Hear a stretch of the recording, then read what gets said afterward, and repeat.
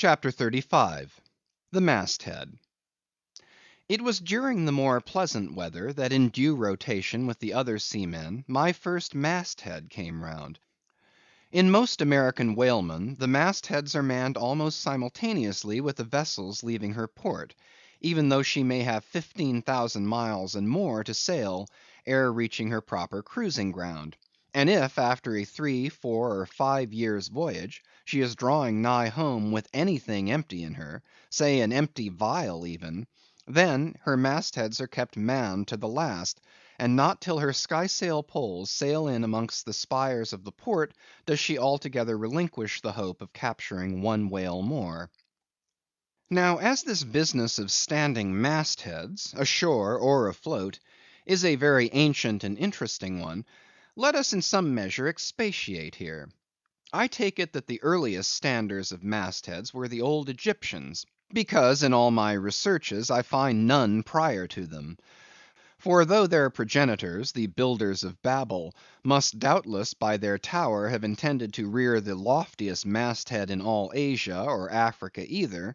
yet, ere the final truck was put to it, as that great stone mast of theirs may be said to have gone by the board, in the dread gale of God's wrath, therefore we cannot give these Babel builders priority over the Egyptians; and that the Egyptians were a nation of masthead standers is an assertion based upon the general belief among archaeologists that the first pyramids were founded for astronomical purposes; a theory singularly supported by the peculiar stair-like formation of all four sides of those edifices,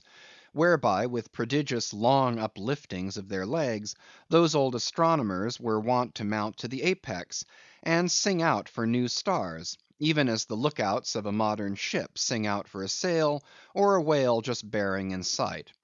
In St. Stylites, the famous Christian hermit of old times, who built him a lofty stone pillar in the desert, and spent the whole latter portion of his life on its summit, hoisting his food from the ground with a tackle; in him we have a remarkable instance of a dauntless stander of mastheads, who was not to be driven from his place by fogs or frosts, rain, hail, or sleet,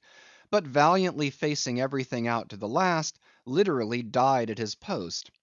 Of modern standers of mastheads we have but a lifeless set, mere stone, iron, and bronze men, who, though well capable of facing out a stiff gale, are entirely incompetent to the business of singing out upon discovering any strange sight. There is Napoleon, who, upon the top of the column of Vendome, stands with arms folded, some 150 feet in the air, careless now who rules the decks below, whether Louis Philippe, Louis Blanc, or Louis the Devil. Great Washington, too, stands high aloft on his towering mainmast in Baltimore, and like one of Hercules' pillars, his column marks that point of human grandeur beyond which few mortals will go. Admiral Nelson, also, on a capstan of gun metal, stands his masthead in Trafalgar Square; and ever, when most obscured by that London smoke, token is yet given that a hidden hero is there; for where there is smoke there must be fire. But neither great Washington, nor Napoleon, nor Nelson will answer a single hail from below, however madly invoked to befriend by their counsels the distracted decks upon which they gaze.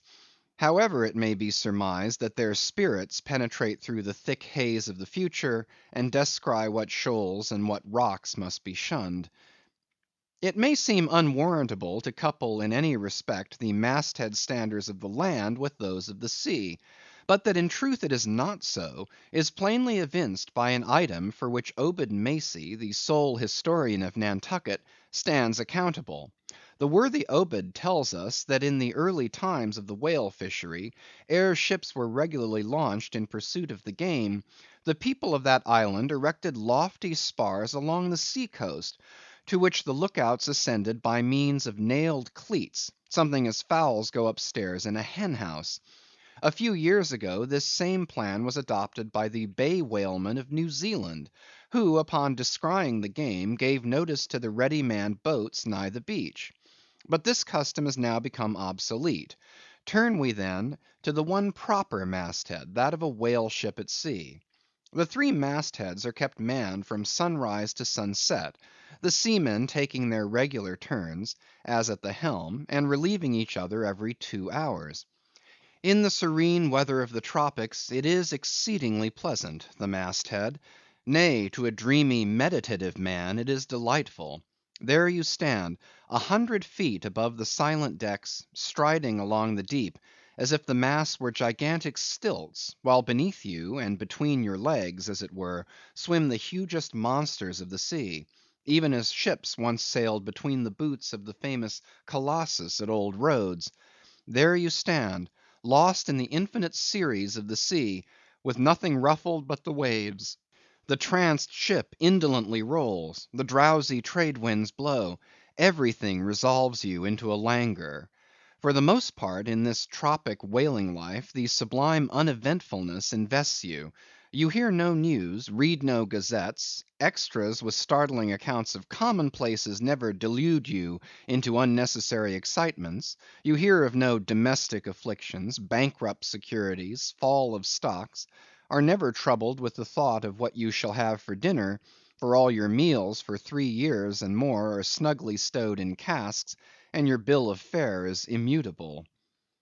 In one of those southern whalemen, on a long 3 or 4 years' voyage, as often happens, the sum of the various hours you spend at the masthead would amount to several entire months;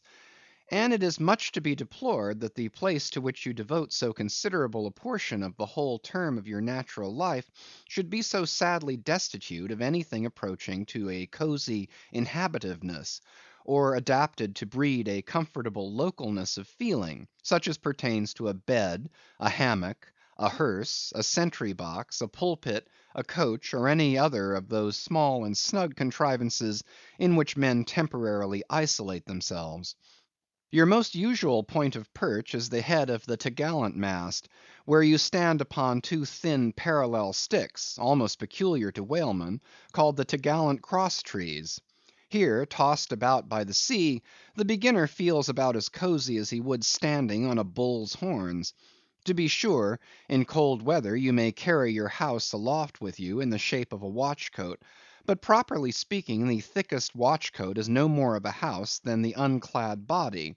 for as the soul is glued inside of its fleshy tabernacle, and cannot freely move about in it, nor even move out of it, without running great risk of perishing, like an ignorant pilgrim crossing the snowy Alps in winter, so a watch coat is not so much of a house as it is a mere envelope, or additional skin encasing you. You cannot put a shelf or chest of drawers in your body, and no more can you make a convenient closet of your watch coat. Concerning all this, it is much to be deplored that the mastheads of a southern whale ship are unprovided with those enviable little tents or pulpits called crow's nests, in which the look outs of a Greenland whaler are protected from the inclement weather of the frozen seas. In the fireside narrative of Captain Sleet, entitled "A Voyage among the Icebergs in quest of the Greenland Whale, and incidentally for the rediscovery of the lost Icelandic colonies of Old Greenland," in this admirable volume, all standers of mastheads are furnished with a charmingly circumstantial account of the then recently invented crow's nest of the Glacier, which was the name of Captain Sleet's good craft. He called it the Sleet's crow's nest, in honor of himself, he being the original inventor and patentee, and free from all ridiculous false delicacy, and holding that if we call our own children after our own names, we fathers being the original inventors and patentees, so likewise we should denominate after ourselves any other apparatus we may beget. In shape, the Sleet's crow's nest is something like a large tierce or pipe. It is open above, however, where it is furnished with a movable side screen to keep to windward of your head in a hard gale. Being fixed on the summit of the mast, you ascend into it through a little trap hatch in the bottom. On the after side, or the side next to the stern of the ship, is a comfortable seat with a locker underneath for umbrellas, comforters, and coats. In front is a leather rack in which to keep your speaking trumpet, pipe, telescope, and other nautical conveniences.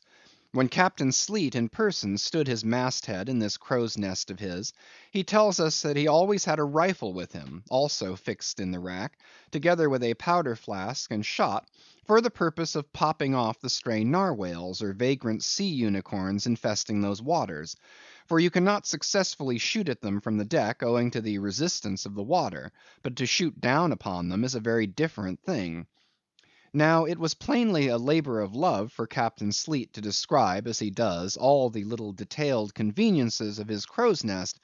but though he so enlarges upon many of these, and though he treats us to a very scientific account of his experiments in this crow's nest, with a small compass he kept there for the purpose of counteracting the errors resulting from what is called the local attraction of all binnacle magnets, an error ascribable to the horizontal vicinity of the iron in the ship's planks, and in the Glacier's case, perhaps, to there having been so many broken down blacksmiths among her crew, I say that though the captain is very discreet and scientific here, yet for all his learned binnacle deviations, azimuth compass observations, and approximate errors, he knows very well, Captain Sleet, that he was not so much immersed in those profound magnetic meditations as to fail being attracted occasionally towards that well replenished little case bottle, so nicely tucked in on one side of his crow's nest, within easy reach of his hand. Though upon the whole I greatly admire and even love the brave, the honest, and learned captain, yet I take it very ill of him that he should so utterly ignore that case bottle, seeing what a faithful friend and comforter it must have been, while with mittened fingers and hooded head he was studying the mathematics aloft there in that bird's nest within 3 or 4 perches of the pole. But if we southern whale fishers are not so snugly housed aloft as Captain Sleet and his Greenlandmen were, yet that disadvantage is greatly counterbalanced by the widely contrasting serenity of those seductive seas in which we south fishers mostly float. For one, I used to lounge up in the rigging very leisurely, resting in the top to have a chat with Queequeg, or any one else off duty whom I might find there; then ascending a little way further, and throwing a lazy leg over the topsail yard, take a preliminary view of the watery pastures, and so at last mount to my ultimate destination. Let me make a clean breast of it here, and frankly admit that I kept but sorry guard. With the problem of the universe revolving in me, how could I, being left completely to myself, at such a thought engendering altitude, how could I but lightly hold my obligations to observe all whale ships' standing orders, keep your weather eye open, and sing out every time? And let me in this place movingly admonish you, you ship owners of Nantucket, beware of enlisting in your vigilant fisheries any lad with lean brow and hollow eye, given to unseasonable meditativeness, and who offers to ship with the Phaedon instead of Bowditch in his head. Beware of such a one, I say; your whales must be seen before they can be killed, and this sunken‐eyed young Platonist will tow you 10 wakes round the world, and never make you 1 pint of sperm the richer. Nor are these monitions at all unneeded. For nowadays the whale fishery furnishes an asylum for many romantic, melancholy, and absent‐minded young men, disgusted with the carking cares of earth, and seeking sentiment in tar and blubber. Childe Harold not infrequently perches himself upon the masthead of some luckless, disappointed whale ship, and in moody phrase ejaculates, "Roll on, thou deep, dark blue ocean, roll! 10,000 blubber hunters sweep over thee in vain."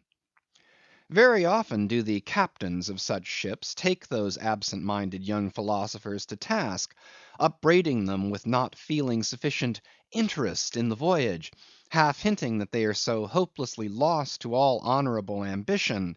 as that in their secret souls they would rather not see whales than otherwise.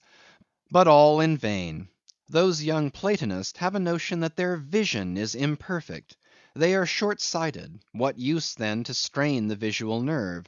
They have left their opera glasses at home.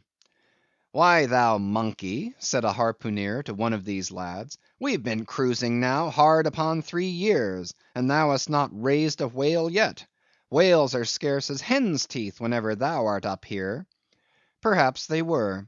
Or perhaps there might have been shoals of them in the far horizon, but lulled into such an opium-like listlessness of vacant, unconscious reverie is this absent‐minded youth by the blending cadence of waves with thoughts, that at last he loses his identity, takes the mystic ocean at his feet for the visible image of that deep, blue, bottomless soul pervading mankind and nature, and every strange, half-seen, gliding, beautiful thing that eludes him, every dimly discovered, uprising fin of some undiscernible form seems to him the embodiment of those elusive thoughts that only people the soul by continually flitting through it. In this enchanted mood, thy spirit ebbs away to whence it came, becomes diffused through time and space, like Cramer's sprinkled pantheistic ashes, forming at last a part of every shore the round globe over. There is no life in thee now except that rocking life imparted by a gently rolling ship, by her borrowed from the sea, by the sea from the inscrutable tides of God. But while this sleep, this dream is on you, move your foot or hand an inch, slip your hold at all, and your identity comes back in horror. Over Descartian vortices you hover, and perhaps at midday, in the fairest weather, with one half‐throttled shriek you drop through that transparent air into the summer sea, no more to rise for ever. Heed it well, ye pantheists.